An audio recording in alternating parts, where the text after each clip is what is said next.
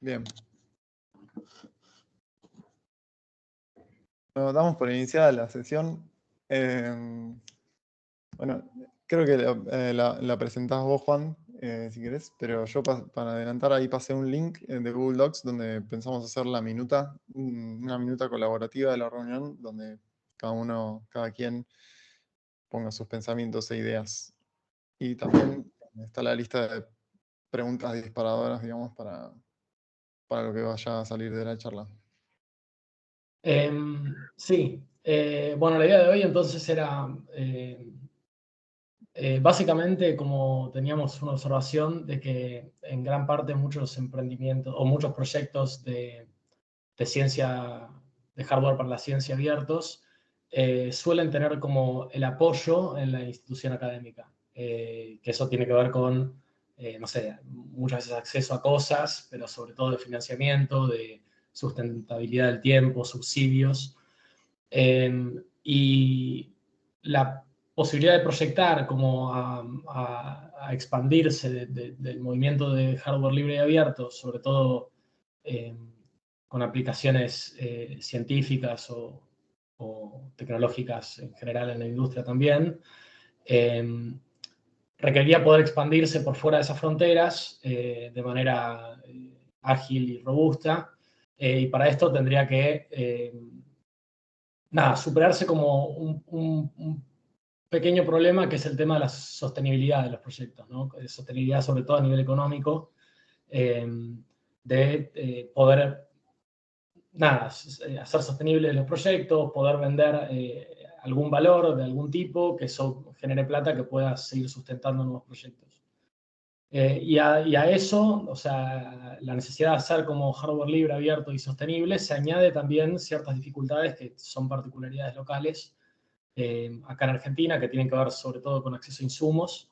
Y entonces lo que queríamos armar era como como a falta de una pequeña receta clara con las consideraciones necesarias como para tratar de hacer proyectos sostenibles o emprendimientos de tecnologías de hardware libre, queríamos usar esta sesión temática como un puntapié inicial, como para tener una conversación al respecto, con algunas líneas de preguntas disparadoras que habíamos armado, con dudas que teníamos, pero también con el fin de poder también refinar las preguntas y elegir qué es lo más importante a tener en consideración a la hora de tratar de hacer un proyecto de hardware libre, de construcción o desarrollo incluso de dispositivos de hardware libre por fuera de cualquier institución y de manera relativamente autónoma.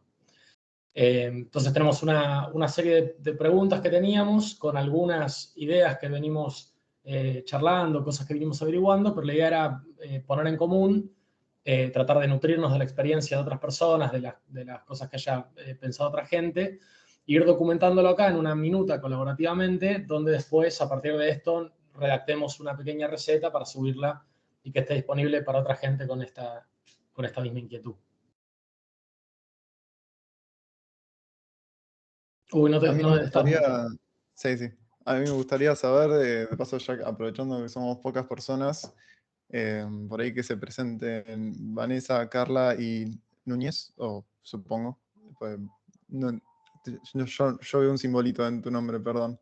A ver qué les motivó a venir para acá y en qué andan. Y también les podemos contar a nosotros, por supuesto. No sé si se pueden desmutear y hablar. Dale. Bueno, nada, gracias por invitarme. No sé si se escucha bien porque estoy con el celu. ¿Se escucha bien, no? ¿Me escuchan? Yo no escucho muy bien. Ahí se escucha mejor. Un poco, sí. Nada, les daba las gracias por invitarme y perdón el audio, es que estoy conectada desde el celu, no estaba en casa justo, así que nada, eso. Soy Vanessa Mercado y lo que me motiva a mí es que prácticamente, o sea, me interesa mucho el asunto, me interesa saber cómo son los emprendimientos de software y hardware libre, así que todo esto que van a hablar para mí es de mucho interés. No sé qué más decir.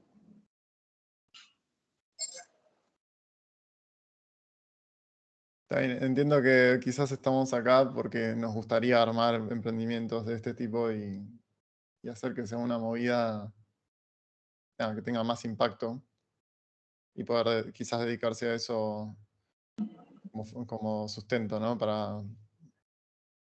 Bueno, en mi caso, por ejemplo, yo estoy haciendo un doctorado en biología y coincido con lo que decía Juan recién, que por más que bueno, nada, tiene muchas como limitaciones que podemos abordar con hardware libre, pero por ahí estaría bueno ir más allá de eso y poder dar vuelta a la cuestión en vez de usar los subsidios del CONICET, que son pocos y fluctuantes, hacer que la ciencia funcione, digamos, desde otro lado, vendiendo hardware libre hacia afuera, ¿no? Dar vuelta un poco a la cuestión de dónde viene la plata. Eso estaría bueno, juntar nuestros propios recursos. Hay 3 personas más, ¿no? Alba, Carla, no sé si quieren presentarse o contarnos.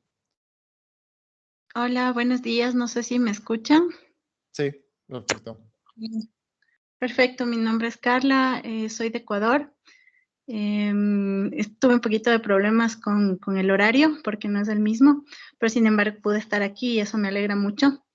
Bueno, en el momento yo soy ingeniera química.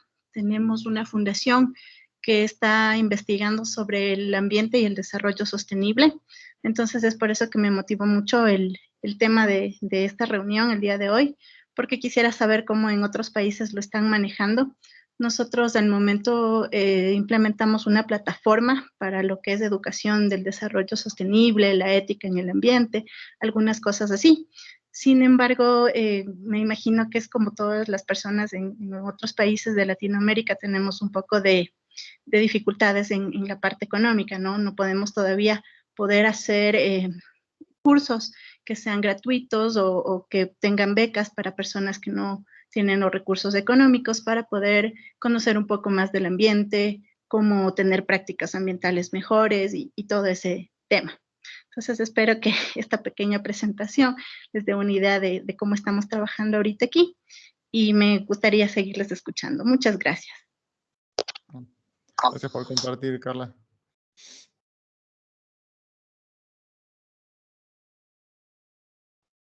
Bueno, repito solo una cosa que no sé si lo vuelvo a pegar por las dudas. En el chat un link al documento que estamos armando, que es la idea, repito, es lo que dijo Juan, que la idea es que terminemos esta sesión con un documento con aportes de todas las personas que estamos acá, con nuestras ideas y perspectivas de cómo armar emprendimientos basados en hardware libre. Bueno, si, ¿cómo se dice? Si Alba y Núñez, espero no estar diciendo mal eso, no se quieren presentar todavía. Ah, bueno, Alba. Mi nombre es Alba y soy española, pero trabajo en la Universidad de Aruba, en el Caribe, y estoy haciendo mi doctorado sobre ciencia ciudadana, pero también la integración de la tecnología, ¿no?, con la ciencia ciudadana. Entonces, pues me parecía muy interesante la temática de este workshop, este taller, bueno, de esta conversación en general.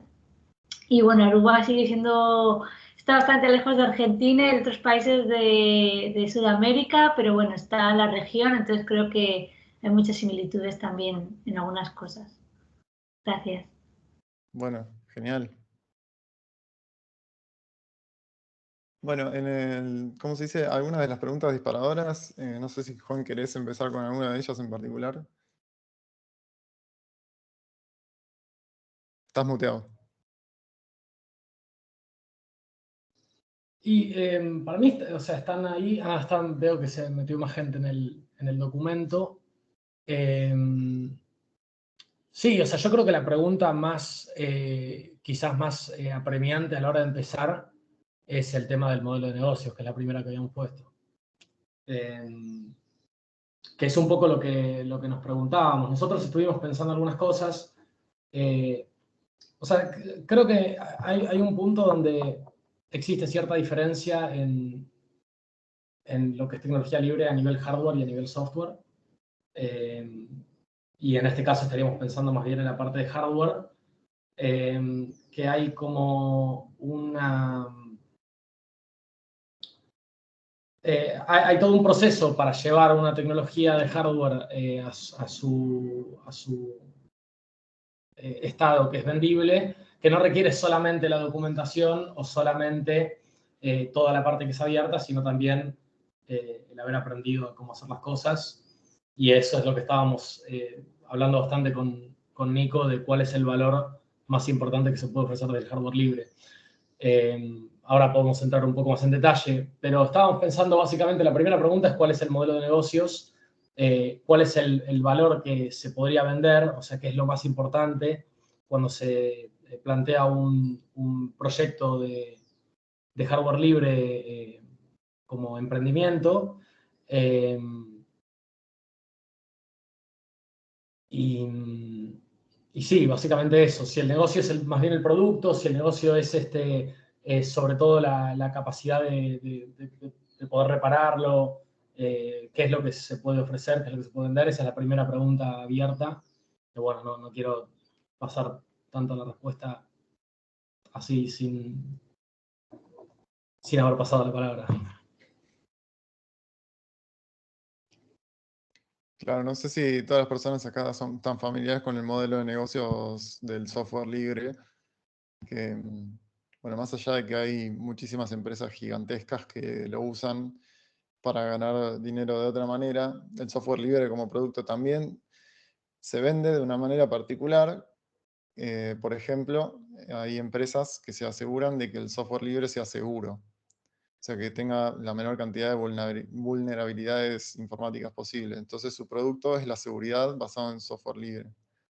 Otros productos son el soporte, o sea, ofrecer un producto y que el producto sea libre y sin embargo conocerlo tan bien por haberlo programado o desarrollado que tiene una alta capacidad de ofrecer soporte. O sea, a sus clientes les ofrece desarrollo de nuevas de extensiones de software, arreglar, básicamente repararlo en las cosas que está roto, en los bugs, y básicamente enseñarle cómo usarlo. O sea, soporte de primera mano, que más allá de tener el software y el manual en algún lado, tener a alguien que te ayude a aprovecharlo al máximo. Todas esas cosas son transferibles al hardware, excepto lo que decía Juan, que si bien uno puede bajarse un software y ejecutarlo casi inmediatamente en cualquier computadora, no pasa lo mismo con el hardware porque hay objetos físicos que hay que construir. Entonces esa es, digamos, una diferencia fundamental que se agrega, ¿no? En la venta del objeto, con el valor agregado de haberlo construido y de saber construirlo.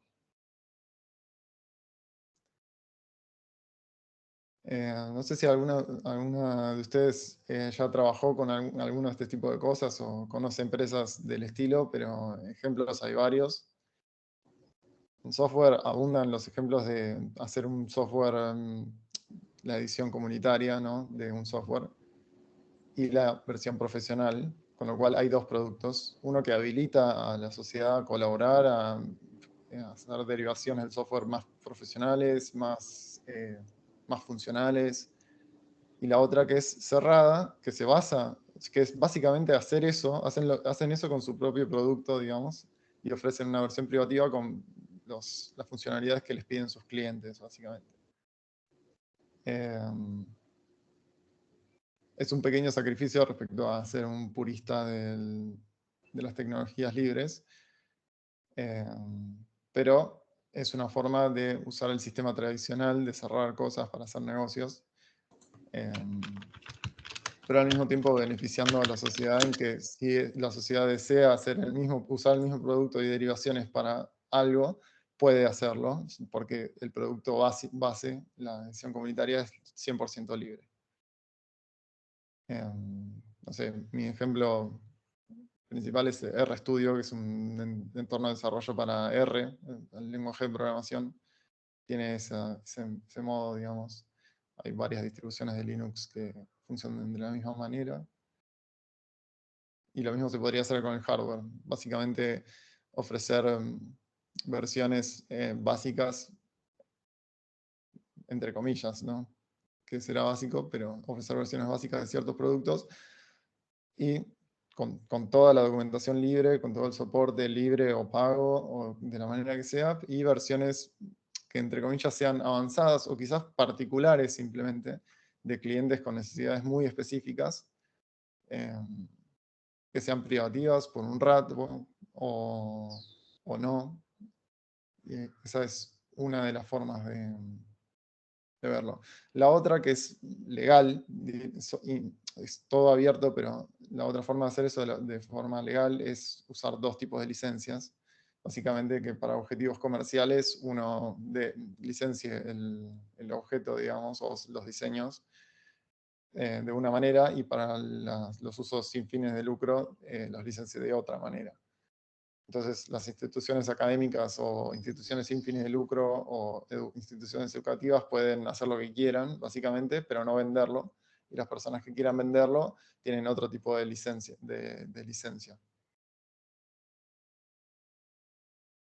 Eso. El otro tipo de licencia va a ser la licencia que uno quiera, básicamente. No tiene, es un acuerdo, digamos, con el cliente. Puede ser, o sea, que el derivado sea cerrado, o que parte sea cerrado, parte sea abierto. Se le puede poner plazos a cuánto tiempo puede estar cerrado antes de abrirlo. Bueno, nada, esos son acuerdos interpersonales. Y hay una tercera pata en el negocio del software libre, que es que no sé si cuenta tanto en términos de sostenibilidad, porque hay muchas fundaciones o grupos que se dedican al desarrollo de software libre que son financiados de manera externa por empresas propietarias que son usuarias de ese software libre.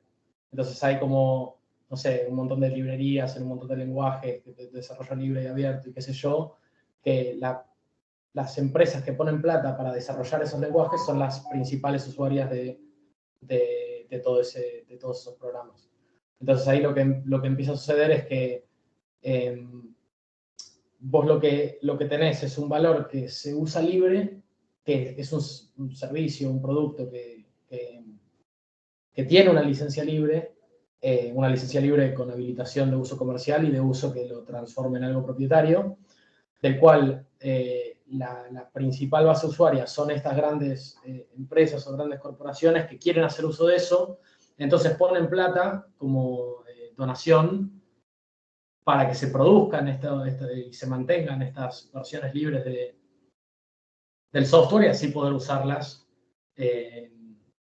ellos, lo cual también, o sea, se podría pensar como un modelo de negocio similar en términos de hardware libre, de hacer, no sé, piezas de hardware libre que puedan servir a la gran industria o algo así, que quisiera llegar a hacer algo similar como lo que sucede con el software, con el hardware libre. Pero ahí, bueno, hay otros problemas que quizás vamos a entrar un poco más adelante en la conversación, pero también está el punto de que es como un poco lo mismo el problema planteado de la sostenibilidad, ¿no? Como que la idea de armar un proyecto sostenible de hardware libre es un proyecto que pueda tener cierta autonomía y que no esté pensando en solamente resolver alguna necesidad de algún otro grupo, institución o organización más grande que tenga como alguna necesidad específica que resolver con software libre, que ponga la plata en forma de subsidio, en forma de donación o en forma de algo así, sino de poder lograr esa autonomía en términos productivos que también da cierta libertad, ¿no? y permite pensar en otro tipo de productos, más pensando en un consumidor final que en una pieza más de un sistema grande. Entonces, nada, esa observación, esa diferencia o esa similitud en realidad con el software libre y la idea de decir cómo podemos emular algo similar al hardware. En general, muchas veces el software libre, o gran parte la mayoría del software libre que existe, es una parte intermedia de los productos finales. O sea, vos tenés en comparación, muy pocas aplicaciones de software libre en su versión final respecto de todas las librerías de código, las funciones y toda la enorme parte del software libre que es más una pieza intermedia como bloques de construcción de lo que sería la versión final de las cosas. En el caso del hardware libre, hay más llegada, sobre todo con el hardware libre científico, hay más llegada a productos finales y muchas veces la construcción del hardware libre está pensada en relación a este dispositivo final. Entonces, bueno, nada, como que hay un par de diferencias en cuanto a qué es lo que más se construye y se busca lograr cuando se tiene un emprendimiento de software libre y la situación actual, que bueno, ya lleva su tiempo, pero que todavía no está con el grado de desarrollo que tiene el software, el hardware libre, y de qué manera se puede, no sé, inspirar en todo eso que funciona del software libre y tratar de evitar todo lo que no funciona del software libre, como para pensar una línea de emprendimientos en términos de hardware. Cosas que... Sí, si quieren intervenir o desmutearse para decir algo, por favor háganlo. La idea es, dentro de lo posible, que Juan y yo hablemos lo menos posible. Y nos cuenten ustedes qué piensan también. Yo quería hacerles una pregunta y también referido a lo que estaban mencionando, un ejemplo que está buenísimo es el de Red Hat. No sé si se escucha bien. Red Hat es una reempresa de software libre y actualmente bancos importantes como Santander o un montón de bancos están haciendo una migración a sus sistemas, a todo lo tecnológico, digamos, y Red Hat actualmente está ganando muchísima plata, digamos, y es una empresa de software libre, recontra usada, por ejemplo. Sí, Hace software. Sí. Tal cual. Y la pregunta que tengo respecto a esto es, ¿qué pasa con la competencia o cómo hacen para no ir a pérdida al ser de software libre? O no sé muy bien cómo es la dinámica entre las empresas cuando es así. Bien, ir a pérdida en el sentido de la competencia, decís que haya que alguien compita mejor con el mismo producto, ¿querés decir? Claro, no sé qué es una competencia para una empresa de software libre. ¿Son otras empresas de software libre o cómo se da esa dinámica, digamos? Porque me imagino que cuando hablan de licencias no son propiedades intelectuales, no hay patentes, digamos, tanto en hardware como en software. ¿Cómo se evita que aparezca otra empresa que tenga el mismo producto y se quede con todos los clientes, por ejemplo? No sé cómo es esa dinámica. Bueno, hay una cuestión que es obvia, ¿no? Pero también quizás vale la pena decirla en tono como emocional, ¿no? Cuando uno usa o hace tecnologías libres, en mi opinión personal, uno tiene que estar dispuesto a, entre comillas, ser robado. O sea, que todo eso que uno hizo se vaya. Parece que, como raro de decir, pero está en la misma definición de lo que uno hace. Si uno libera las cosas son libres. Para bien y para mal. Entonces, yo diría que para mal en cuanto a lo que al juicio propio, ¿no? Porque hacer las cosas libres es un beneficio neto para la sociedad. Quizás no para el individuo que las desarrolló directamente. Entonces, para ser como competitivo, estos son pensamientos que tengo yo, porque yo estudio biología, no administración de empresas, ni marketing, ni economía. Pero en mi opinión, y respecto a mi experiencia en el laboratorio, en las necesidades que vivimos ahí, en la escuela y en la universidad, es que el valor está en saber hacer las cosas, en saber hacerlas de la manera más conveniente posible para el cliente y que sea difícil de proveer de otra manera, digamos. Yo creo que la preocupación más importante sería, por ejemplo, hacer algo libre, o sea, desarrollar algo libre, liberarlo y que se empiece a producir en China en masa. Entonces, el impacto local, más allá de que la gente puede acceder a algo posiblemente mejor, posiblemente más barato, eso ya es un beneficio social. individualmente no hay casi ningún retorno más allá de la satisfacción intelectual de que se haya hecho lo que uno quería. O sea, básicamente que 1000 chinos ahora estén haciendo lo que vos querías que se hiciera. Pero no te pagan, pero están haciendo tu voluntad real, digamos. Ese sería el peor escenario que de cierta perspectiva no es tan malo. Para mí el lugar, el punto justo, digamos, es encontrar necesidades que no se puedan masificar de esa manera. Me refiero a encontrar nichos pequeños o donde se puedan aprovechar mucho las ventajas comparativas del hardware libre. Básicamente, no sé, equipos que, por ejemplo, acá yo solo puedo poner los ejemplos del sistema científico porque es lo que más conozco, ¿no? Pero sé que pasa también en otras maneras. Por ejemplo, equipos que se rompen o que no es la idea que se rompan, por supuesto, ¿no? Pero las cosas necesitan mantenimiento. Entonces, si hay empresas internacionales que proveen productos, pero no proveen el mantenimiento de forma local, eso ya es una ventaja para un proyecto de hardware libre que tiene toda la documentación disponible para poder reparar algo. Además, si uno hace sus productos con insumos locales y tiene una cadena de proveedores local, me parece que eso ya es una ventaja respecto a hacer las cosas en otro país. De nuevo, pues, incluso si vinieran los productos de China, quizás los repuestos no. Entonces, ¿cómo los arreglamos? Bueno, si son de hardware libre, quizás los podemos arreglar con insumos locales, incluso si vienen desde otro país.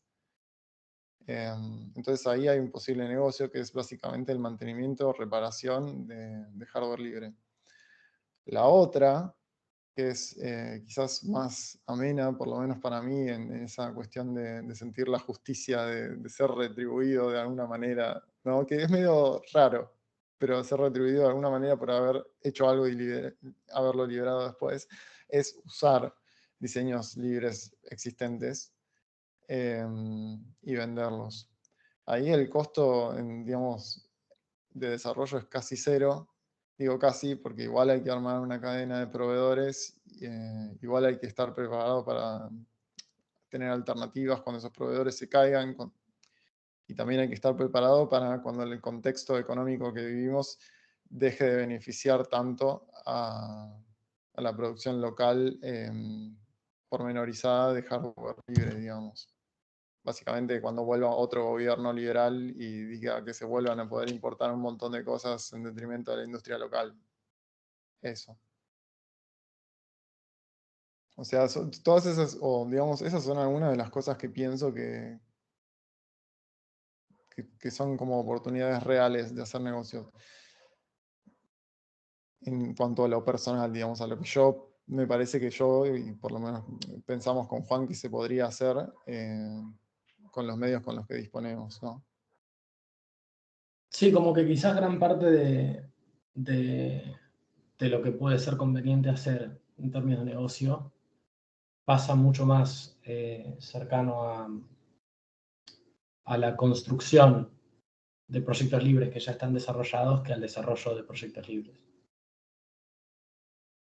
Claro, a lo sumo serán modificados para adaptarse a la necesidad local, ¿no? Pero creo que se podría, a riesgo de usar mal el término porque no es de mi disciplina, creo que lo que es más importante es hacer un muy buen estudio de mercado y tener muy en cuenta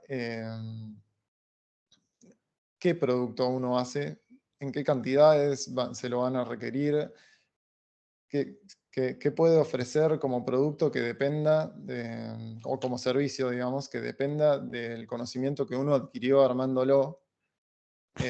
Y me refiero, por ejemplo, no sé, un ejemplo muy tonto, ¿no? Pero hacer una centrífuga de hardware libre, una centrífuga de mesada simple, de baja velocidad, tipo una básica que todo el mundo quisiera tener enfrente la mayor parte del tiempo, o un colorímetro, que es un equipito también muy básico para medir cosas de química, bueno, concentraciones de cosas que tengan color. O sea, son todas cosas muy básicas, son cosas que ya están hechas y tienen tienen un impacto en un lugar muy particular, en una, digamos, no, tampoco tiene mucho nicho más allá de las personas, de las pocas personas, digamos, que hay en el Sistema Científico Nacional como para ayudar. Y además uno está conociendo muy bien, o sea, yo conozco muy bien a las personas, entonces sé qué necesitan, y esas personas también ya conocen lo que yo estoy haciendo, o lo que yo intento hacer.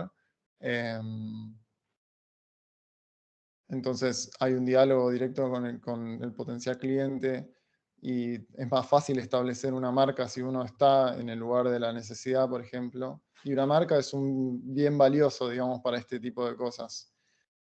Y también vuelvo un poco a lo de antes, ¿no? O sea, hay proyectos de hardware libre como las impresoras 3D de Prusa, o el robot pipeteador de OpenTrons, u otras.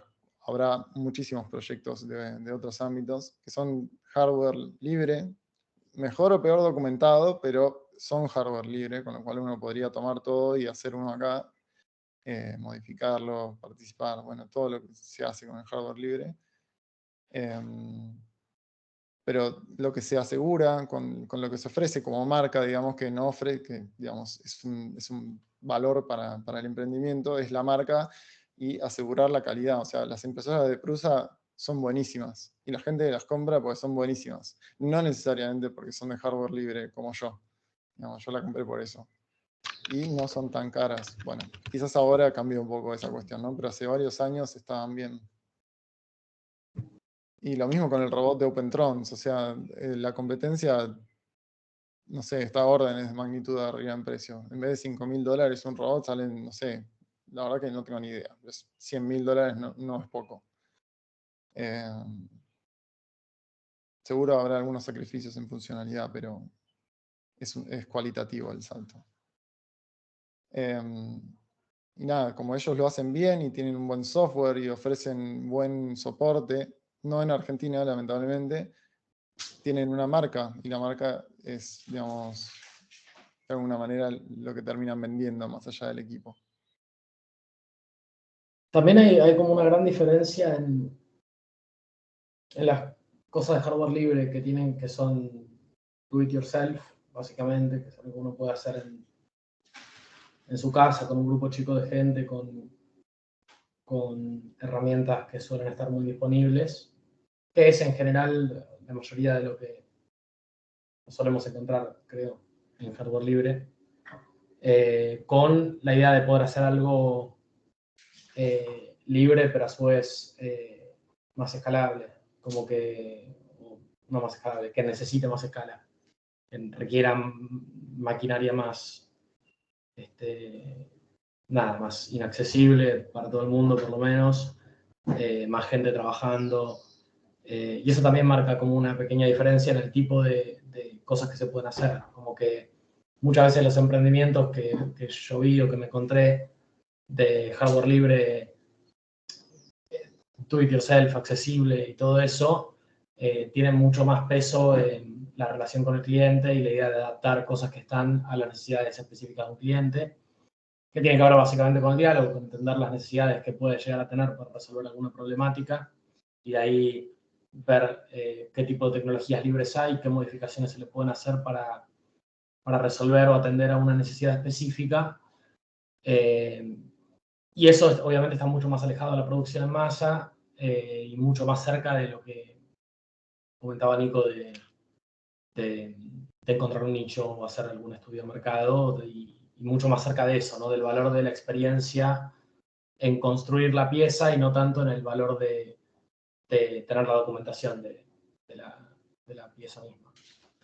Claro, si puedo meter un bocadito ahí, pienso que es como un nuevo oficio en algún sentido, ¿no? Uno sabe hacer las cosas y la ventaja está en que uno puede ofrecerle algo muy particular, muy específico a su cliente, que una empresa grande no le valdría la pena, porque es algo tan particular, es algo tan poco remunerativo, digamos, a gran escala, ¿no? Porque no vale la pena hacer un molde de inyección para hacer algo que solo va a servir para una cosa muy particular, por ejemplo. No se pueden hacer 10.000 unidades y que sea rentable. Son 5, son 10.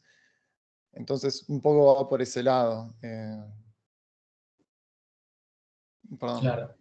No, sí, como que eso por una parte, y después por el otro lado, el tema de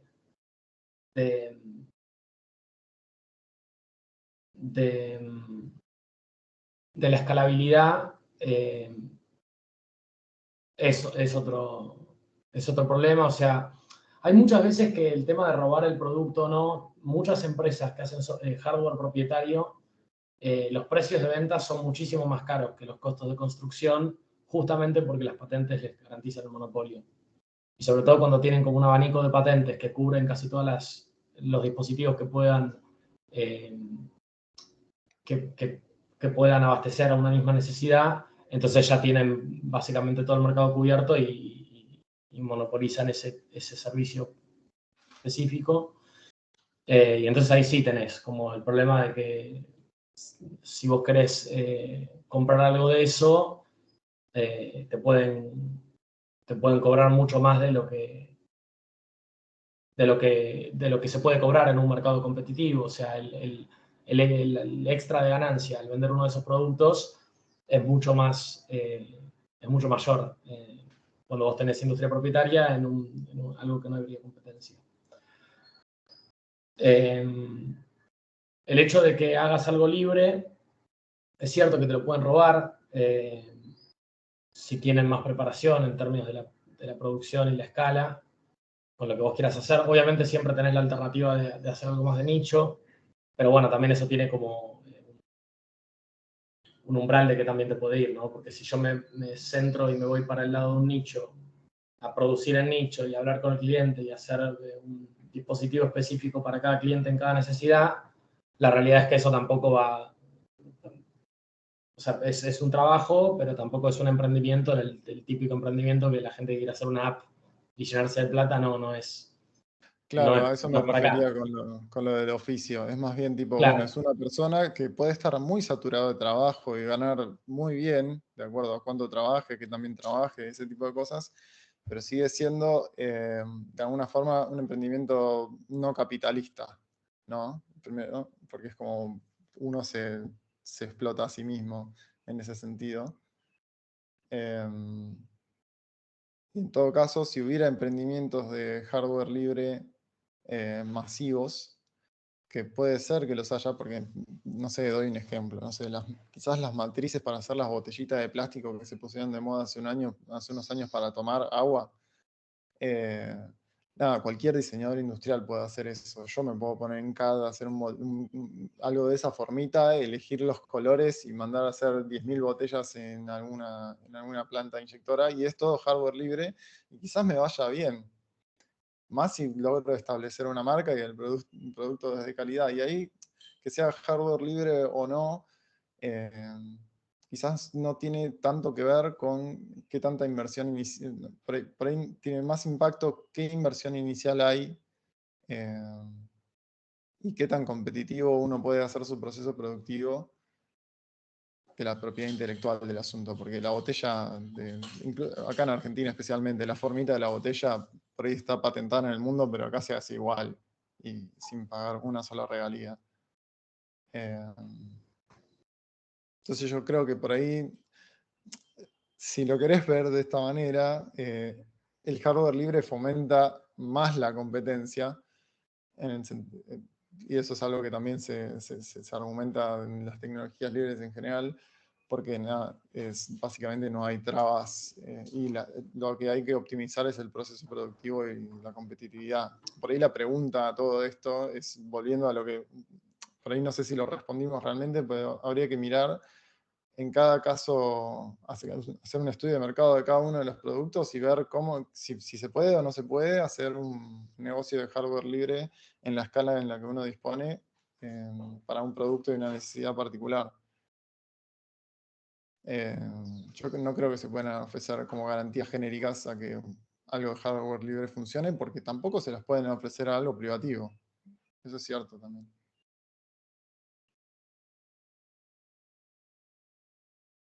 La amenaza de que te lo roben, y eso lo digo entre comillas, pues no te lo pueden robar si vos lo liberaste, va en esa línea. Como que en el fondo es la idea. Y lo que es la idea también es tratar de hacerlo tan bien y ser tan competitivo que eso no suceda. A mí se me ocurre la del nicho. Pero si hay un nicho un poco más grande, se pueden asociar personas para escalar un poco más. Y si vale la pena, se pueden comprar máquinas o alquilar máquinas que hagan inyección en vez de fabricar piezas con impresión 3D u otros métodos más manuales. Pero son todas cosas que yo me imagino, digamos, ¿no? Igual nada, nos la pasamos ya va como no sé cuánto tiempo en esta pregunta, pero tenemos más preguntas que respuestas. Espero que se note eso. Porque la idea es ir anotando y aprendiendo. Por ahí, dado que tenemos dos personas que no son de Argentina, o al menos dos, por ahí podemos aclarar que no sé cómo será el contexto en esos países, pero acá la importación acá hay mucho, o sea, por lo menos en el sistema científico y creo que en general también es muy complicado poder pagar, tener el dinero para adquirir maquinaria o instrumentos de trabajo. Entonces, una de las o la motivación actual para hacer hardware libre, o que en realidad cualquier cosa localmente, es que no se puede pagar, o es muy difícil pagar las cosas que vienen de afuera. Hacerlo libre tiene la ventaja, las ventajas que mencionamos, ¿no? Pero también podrían hacerse no libres y seguir siendo un beneficio para la sociedad en este contexto, ¿no? A largo plazo y a mediano plazo no, pero va. No sé, ¿cómo se dice? Uno de los puntos que a mí me interesa tocar también es como la continuidad de las personas en estos proyectos, ¿no? Porque yo tengo la impresión de que en una empresa las cosas, o en un emprendimiento las cosas se organizan en base a funcionar el dinero, pero lo que veo hasta ahora en los proyectos que visitamos, tipo IU y Texi, IU en Mendoza y Texi en UNSAM, que no, ¿cómo se dice? Que tienen como sus ideas, pero la motivación más importante es el componente ideológico, y una necesidad local que también está muy cerca personalmente, ¿no? En el caso del Texi, que hacen hardware científico, lo hacen para sus propios laboratorios también. Y les recontra conviene. Yo hago lo mismo personalmente para mis investigaciones, digamos. Y IU lo hace por sus objetivos respecto de la agroecología y poder estudiar los suelos con microscopios de hardware libre que son los que hacen posible que puedan hacerlo. Y si no, sin ellos no podrían hacer lo que hacen, digamos. Y están en contacto con comunidades y con la universidad, que es, bueno, algo que tienen muy cerca también, pero no voy a explicar. Entonces, si depende mucho de las personas, hay que ver cómo fomentar eso, ¿no? Y va por el lado también, entonces, qué estructura o qué forma jurídica o qué forma de organización es la que más le conviene digamos, a espacios de producción con estas características. ¿No? Digamos, que requieren bastante compromiso ideológico y un poco de autoexplotación.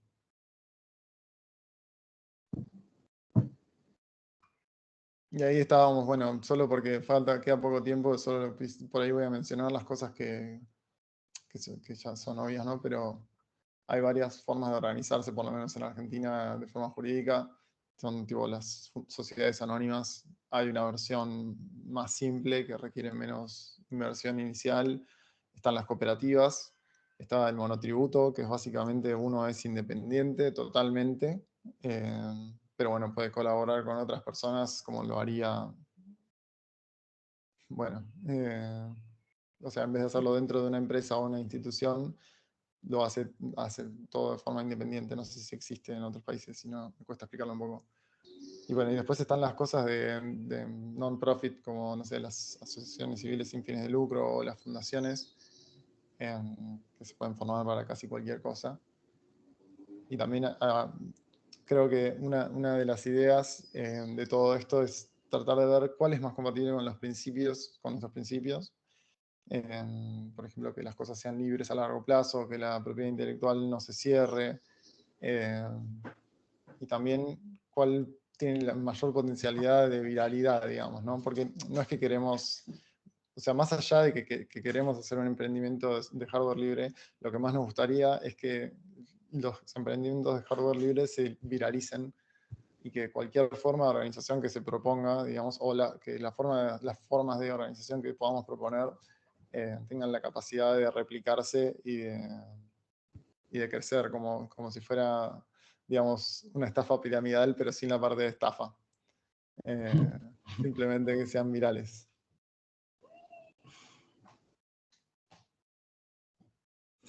Bueno, hemos dejado más preguntas que respuestas.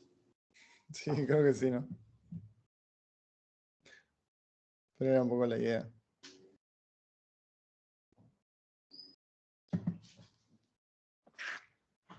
No sé si se llevan algo, por ahí me gustaría saber qué es lo más importante para ustedes de lo que pudimos charlar. O sea, hablamos muchísimo Juan y yo, pero por ahí de lo que hablamos, qué es lo más importante para ustedes, también sería bueno saber. Hola Nicolás y Juan, muchas gracias. Yo la verdad que me conecté y soy muy nueva en este tema, entonces tampoco podía como contribuir, pero el hecho de escucharles, lo claro que lo explicaban y dinámico, me pareció como inspirador y luego ahí yo tendré que ir a hacer más investigación sobre los diferentes temas que se tocaron, pero escuchar también esta discusión desde diferentes puntos de vista, o sobre todo como lo hacéis en Argentina, me ha parecido muy agradable y muy interesante. Así que gracias. Bueno, gracias, Alba.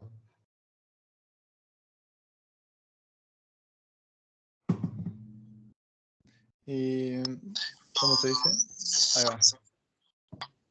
Te escuchamos, Carla. Sí, bueno, me apoyo un poco lo que dice Alba, porque yo también soy bastante nueva en esto. Como les decía, nosotros manejamos una plataforma, pero no es que nosotros la desarrollamos ni nada, ¿no? O sea, nosotros la contratamos, pero yo creo que este tema o sea, tal cual como ustedes lo explicaron, nos deja bastantes dudas, pero también nos motiva para seguir indagando en el tema, ¿no? En el ámbito del Ecuador, esto del el hardware libre, no es muy conocido, no es un tema muy conocido. Yo pertenecía a una universidad pública y yo creo que una de las cosas que se puede comenzar a hacer es también trabajar en la universidad pública, ¿no? Nosotros tenemos la facultad de sistemas, que ellos deberían un poco empezar a pensar también en esto, ya que aquí tenemos de tecnologías muy atrasadas, digámoslo así, y todas las tecnologías nuevas las tenemos que importar. Entonces yo creo que sería una salida para poder solucionar muchos problemas que se dan en la sociedad y también en la industria y en la empresa como tal. Les agradezco mucho esta mesa. Gracias, Carla. Y bueno, nada, ya queda solo un minuto, lo único que me gustaría decir es, bueno, nada, el link ese al documento va a quedar abierto y la idea es que vamos a ir depositando ahí nuestras experiencias y nuestras resoluciones al menos. Y las personas que quieran colaborar y escribir ahí pueden poner su nombre y su contacto y formar parte, digamos, de armar esta recetita para empezar a emprender, que por ahora son muchas preguntas, ¿no? Pero la idea es ir volcando las respuestas en el tiempo. Y bueno, ahí en ese documento también están los mails de contacto, el mío y el de Juan. Digamos, si les interesa, no sé, suscribirse de alguna forma a lo que vayamos haciendo. Pues nuestra idea es armar un emprendimiento de hardware libre para la ciencia y para la educación también, como decía recién Carla, para poner en las universidades donde hay poco presupuesto. Universidades que conocemos también. Si quieren saber en qué vamos, en el futuro también nos pueden escribir y estamos en contacto. Y por mi parte eso es todo.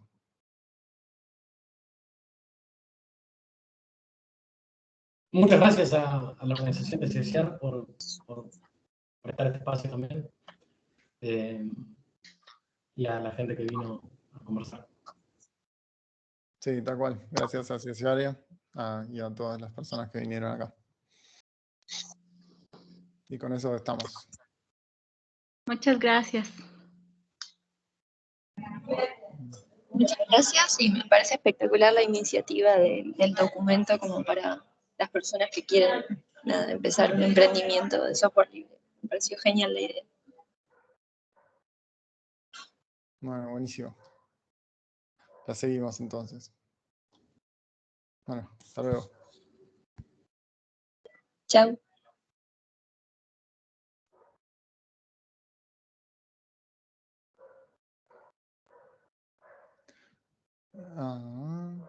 Ciesiar, sala 3 está ahí. Cambio.